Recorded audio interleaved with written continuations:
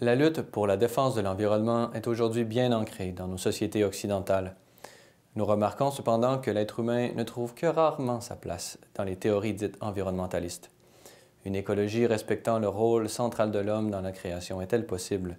C'est la question que se sont posées les intervenants du colloque sur l'écologie humaine, organisé par la Fraternité monastique de Jérusalem le 1er et 2 mars dernier. C'est à cette occasion que nous avons rencontré le Dr Henri Bléau, ancien directeur de la recherche à l'Institut Jérôme Lejeune, et qui s'est entretenu avec nous sur les enjeux liés au début de la vie. Focus catholique vous présente les faits saillants de cette entrevue.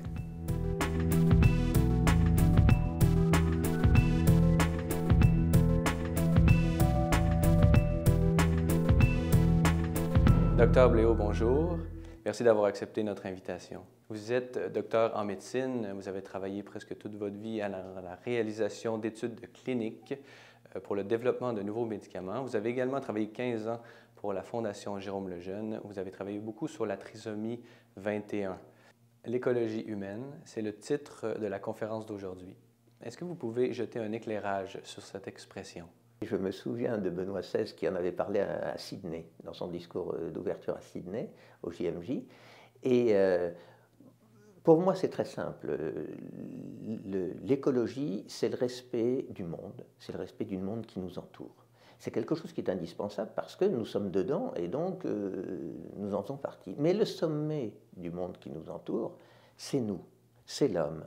Donc l'écologie humaine, et l'écologie même tout court, c'est d'abord respecter l'homme. Et respecter dans tous ses aspects, dès le début jusqu'à sa mort naturelle. Et le respecter quoi qu'il arrive, c'est-à-dire que ce soit un patient déficient intellectuel, que ce soit un patient très intelligent, eh bien tout le monde mérite le même respect parce que ce respect de l'homme, c'est quelque chose qui est lié à sa nature. Ce n'est pas quelque chose, on a une dignité qui est liée à notre nature parce que nous sommes des hommes. Et ce n'est pas parce qu'on est malade, qu'on est un patient avec une trisomie 21, que l'on est moins digne qu'un autre. Ça, je ne suis pas du tout d'accord avec certains philosophes qui vont complètement dans ce sens-là. Pouvez-vous nous expliquer ce qu'est l'Institut et la Fondation Jérôme Lejeune? Quelle est la mission de l'organisme? Eh bien, l'Institut Jérôme Lejeune, c'est une consultation de malades, et la Fondation Jérôme Lejeune, qui a créé l'Institut Jérôme Lejeune, c'est une fondation qui essaie de poursuivre l'œuvre de Jérôme Lejeune. Alors, en fait, Jérôme Lejeune, c'était un homme qui a été à la source de la découverte de la trisomie 21 avec d'autres chercheurs, et il a été très marqué par cette découverte. Et donc, toute sa vie, il l'a orienté sur chercher un traitement pour traiter ses patients.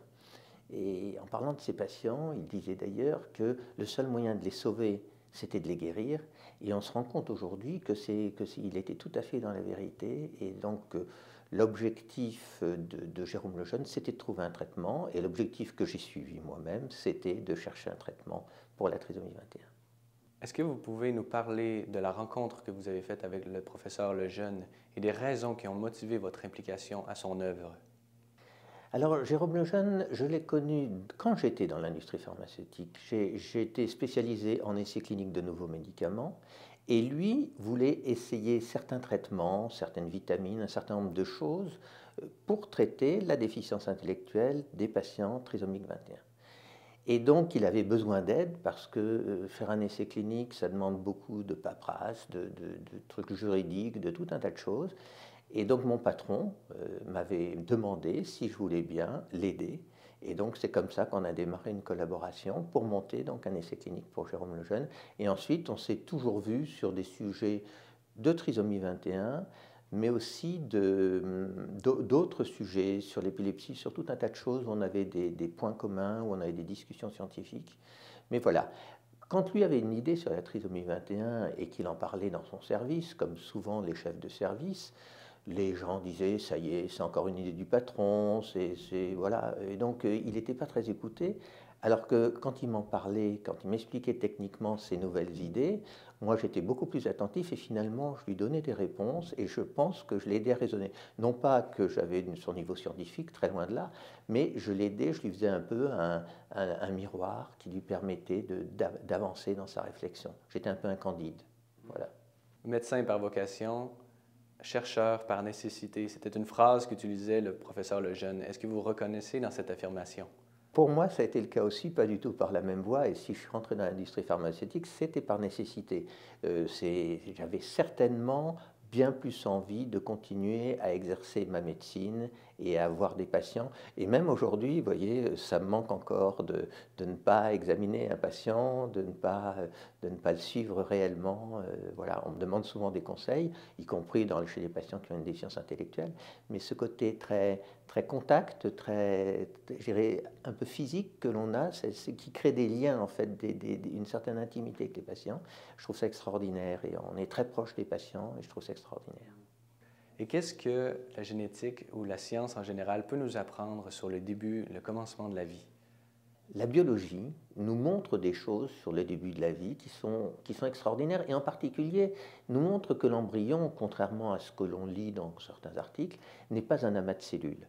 Même quand il a une forme d'une petite mûre, vous savez, ça s'appelle une morula, dans le stade de développement précoce, ce n'est pas du tout un amas de cellules. Et très très tôt, on a des preuves biologiques que c'est un organisme, il est organisé, donc que c'est un être vivant, organisé, un organisme, et qu'il est humain, ça on le sait, sa génétique le montre, etc.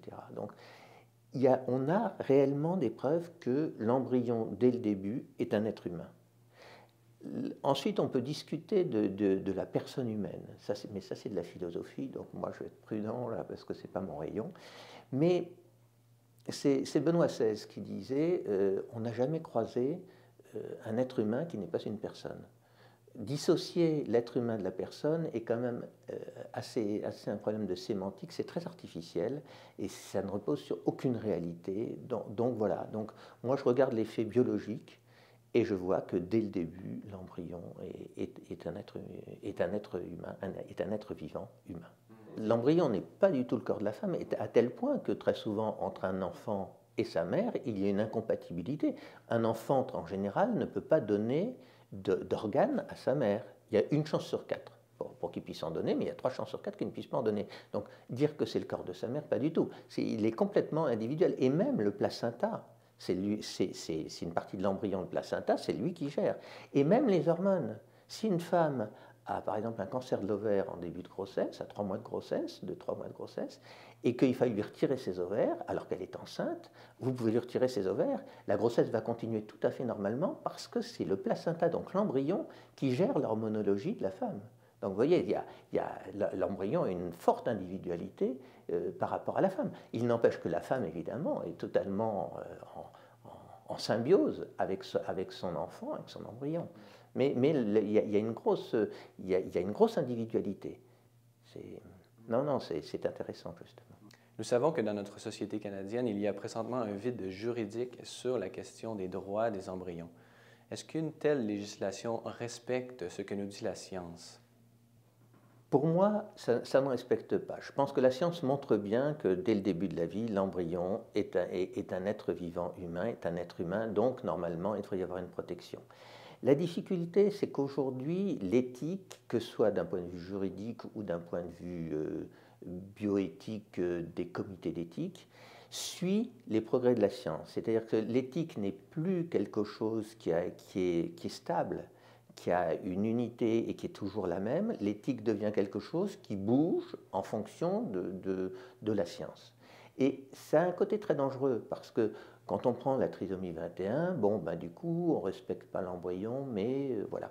Mais imaginez que pour des raisons d'amélioration de l'humanité, eh bien, qui est un sujet dont on parle beaucoup à l'heure actuelle sur le plan génétique d'améliorer l'humanité, à ce moment-là, on va rétablir au point de vue éthique, enfin éthique des comités d'éthique, on va rétablir l'eugénisme.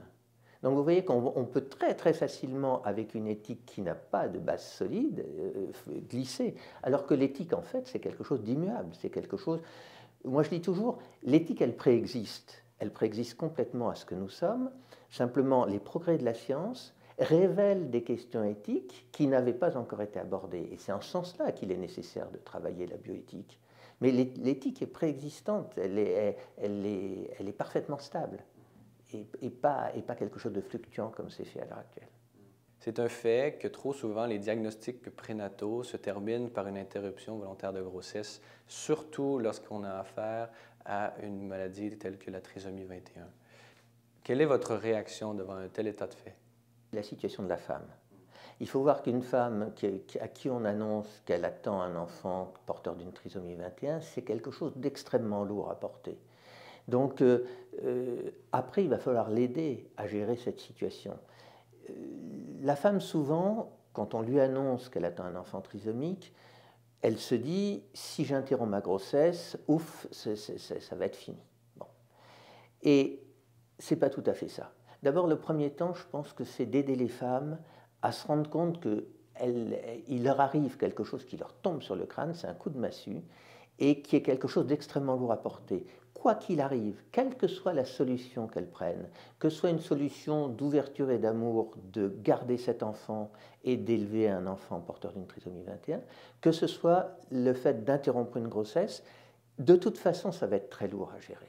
Et ça, c'est une chose dont les femmes souvent ne sont pas conscientes, c'est qu'interrompre une grossesse, ce n'est pas quelque chose de bénin.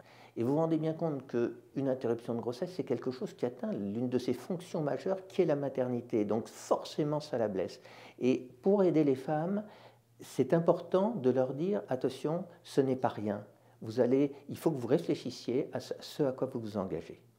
Il y a une autre chose qui est importante, c'est que aujourd'hui, on met un peu la pression sur les femmes, elles ont un diagnostic, quelques jours après, on fait une interruption de grossesse, etc. Or, l'indication, en France en tous les cas, par exemple, l'interruption médicale de grossesse, on peut la réaliser jusqu'au terme. Donc, je ne sais pas la loi au Canada, mais ça doit être à peu près la même chose. Donc il n'y a pas d'urgence. Il faut au contraire aider la femme à se restabiliser. La grossesse en plus met la femme dans une situation toujours un petit peu d'incertitude pour tout un tas de choses. Donc il faut aider la femme à prendre une décision qu'elle estime la meilleure. Donc voilà. Et je n'irai pas condamner une femme parce qu'elle a interrompu une grossesse. Maintenant, ce qu'il faut faire, oui, c'est qu'une femme qui interrompt une grossesse pour une trisomie 21 ou pour toute autre chose a besoin d'aide. Et donc, au contraire, il faut rester près d'elle, il faut continuer à l'assister. Il y a des associations qui sont remarquables pour faire ce genre de choses. Mais je pense que c'est vraiment très important. Il faut aider les femmes jusqu'au bout. Et même si elles vont dans une direction qui n'est pas celle qu'on aurait souhaité, il n'y a pas de condamnation à faire parce que quelqu'un fait quelque chose. On pourrait condamner tous les gens qui font des excès de vitesse, on pourrait condamner plein de gens tout le temps. Il est évident que notre société individualiste et consumériste a de plus en plus de mal à apprécier le don de la vie. Cela est d'autant plus manifeste lorsque l'on considère la maladie génétique comme la trisomie 21 par exemple. Est-il injuste de dire que la dignité humaine dépend essentiellement des conditions de la vie? Quel rôle les personnes handicapées sont-elles appelées à jouer dans la société? Écoutons là-dessus le témoignage de Louise Brissette, mère de 28 enfants handicapés.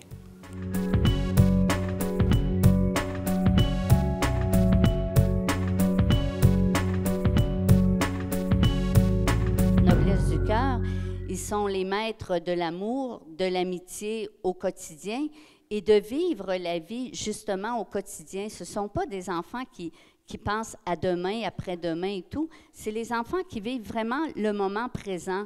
Alors, c'est sûr que quand j'entends l'aide médicale à mourir, quand j'entends tous les avortements qu'on fait, pour moi, c'est atroce. J'aurais envie de dire, mais emmenez-moi les enfants, parce que chez nous, mes enfants ont le cœur grand comme le monde, puis on n'est jamais assez nombreux. Ils sont toujours très contents. Puis je me souviens, Jean-Benoît, qui est mon fils aîné, qui a 36 ans, qui aura 37 ans l'été, un jour, il m'avait dit, « Maman, tu devrais adopter 24 enfants. » À ce moment-là, j'en avais 4. Mais j'ai dit, « Jean-Benoît, 24 enfants, as-tu pensé? » Mais oui, il dit, on pourrait faire des équipes de hockey, de baseball, on pourrait jouer. Et puis, je me suis retrouvée à adopter 37 enfants. Et puis maintenant, on continue en Haïti. Que diriez-vous devant un couple qui se trouverait devant un tel diagnostic? Alors la première chose, c'est que si c'était le couple qui venait, ça me ferait très plaisir, parce que malheureusement, souvent les hommes, dans ces cas-là, sont assez absents, et même souvent, c'est eux qui poussent à l'interruption de grossesse, alors que les femmes ne sont pas particulièrement pour. Donc ça, c'est déjà une première chose, c'est que quand on a la chance d'avoir un couple, ça veut dire qu'on a une famille en face. Et alors, ça aussi, c'est une chose que je ne vous ai pas dit, c'est qui est important à dire aux femmes ou aux couples, c'est que le fait même d'interrompre, par exemple, une grossesse, ou de la garder d'ailleurs, ça va changer de toute façon toute leur vie de famille.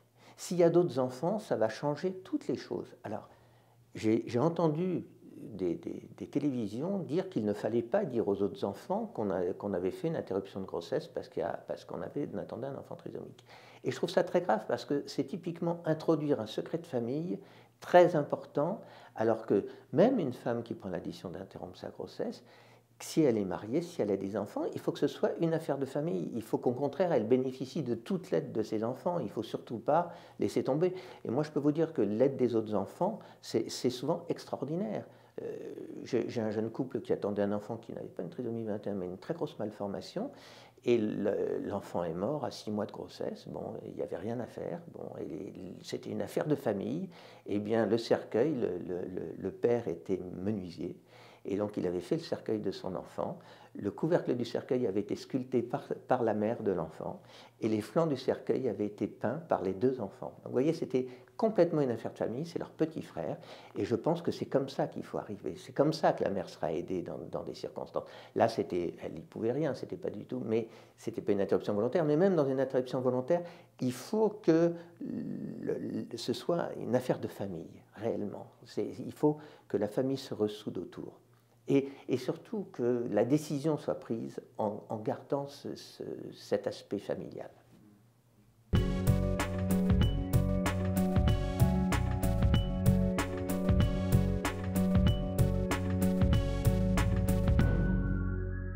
J'aurais envie d'inviter les gens là, qui sont pro-avortement et tout ça à voir la grandeur de ces enfants-là et comment ils nous amènent plus loin, plus haut, et dans le plus beau, parce que tout ce qu'ils font, c'est toujours avec une intensité. Ils ne sont pas distraits par la consommation, ils ne sont pas distraits par les beaux apparats, ils sont attirés par le cœur des gens.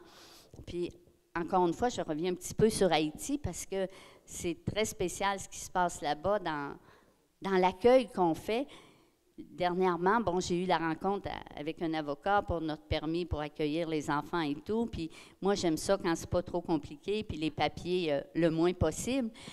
Mais toujours, si je rencontre les avocats, si j'ai des enfants là-bas, je les amène avec moi. Puis c'est incroyable comment la vie de ces enfants-là dérange positivement ces grands personnages. Tout à coup, on ne parle plus le langage administratif, on ne parle plus le langage de papier. Tout à coup, on parle le langage du cœur. Comme nous l'avons vu dans cette émission, la place de l'homme dans l'environnement demeure une priorité digne de toutes les campagnes de sensibilisation. Sur ce point, le Dr Bléau a bien démontré comment la vie humaine, de la conception à la mort naturelle, doit être le but de toutes nos actions, individuelles et collectives. Prions pour que ces 2 témoignages de foi puissent inspirer d'autres artisans de paix à se lancer dans cette belle aventure qu'est l'écologie humaine. C'était Francis Denis pour Focus catholique. Merci d'avoir été des nôtres. À la prochaine.